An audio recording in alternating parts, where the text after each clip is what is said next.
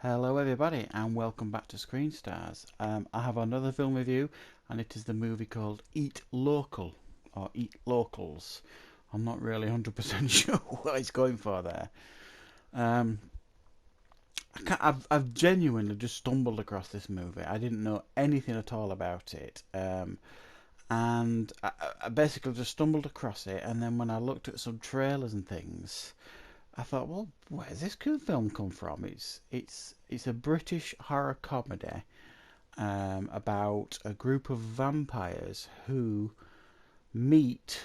I think it's once every few decades, something like that, at a remote location to determine how things are going, how the rules are being followed, who got who's got what territory, etc., etc., etc. And I think there's 8 of them. Um, but where this kind of differs here is that the group of vampires have been tracked by the military, and they kind of have them pinned into this um, farmhouse out in the wilderness. But along for the ride is a guy called Sebastian, the character I believe is called, who's like a bit of a cockney wide boy who gets taken along by one of the vampires who she wants to get um, as to be part of the group. She wants to have turned into one of the vampires because she feels like he's quite intelligent and he could make quite a good vampire, etc. So that's kind of the story that we've got going here. Now, what makes this film certainly interesting for me is, as a Brit, is the cast. Certainly, I mean, we've got a who's who really of British TV. I mean, we've got Freeman Agyeman, who was in Doctor Who. We've got the woman from Torchwood in it. We've got the wife of Victor Meldrew from One Foot in the Grave. Um, we've got Mackenzie Cook from The Office and the Pirates of the Caribbean movies. And it just goes on, and the film is directed by Jason Fleming, who you may well know from Snatch, and he was in the X-Men movie First Class. He's done a lot of movies, and it was directed by him. But like I said, this movie completely took me by surprise. I knew nothing about it, um, and after watching it, whereas I do think it has some faults, I found it incredibly charming, um, and quite fun. It kind of reminded me a little bit of a cross between like Dog Soldiers, but with vampires. But not as graphic as Dog Soldiers. I thought Dog Soldiers, even though it had a lot of humour in it, went much further down the horror route than this film did. Um, what I think lets this film down is a couple of areas. I think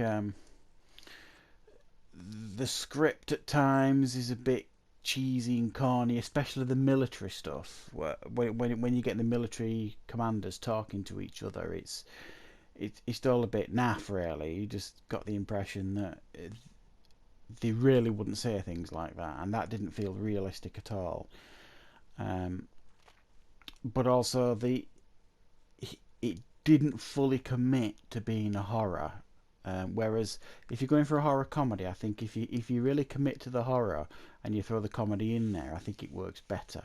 I think you could really say that this film suffers from being a bit tame. It doesn't really give you the payoff in regards to any real gore, not in a major way. And some of the characters, when they get taken out, you don't really see a lot.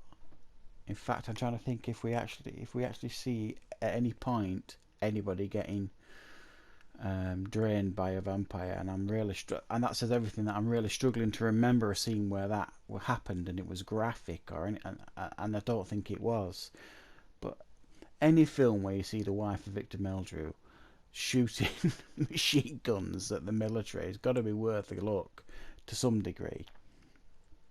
So I did enjoy this movie very, very much. I thought the guy who played Sebastian, the guy you see there, I've never seen him in anything before.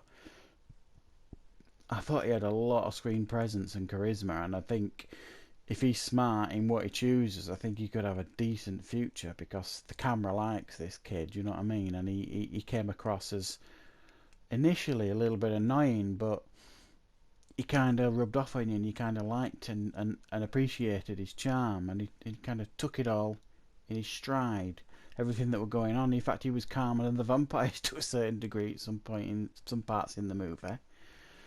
Um, but yeah, I mean, yeah, we had Tony Curran in the movie as well, who's been in everything from Gladiator to the Underworld movies.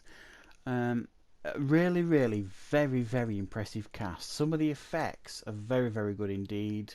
Fairly subtle vampire effects, but they are effective. I enjoyed the ending as well because there was like a pharmaceutical company that the military were gonna like capture the vampires and sell to these pharmaceutical company, and I was kind of thinking, well, what are they gonna do with these vampires? But you find out at the end, and it's really fun. Um, the payoff that you get right at the end in regards to that was good.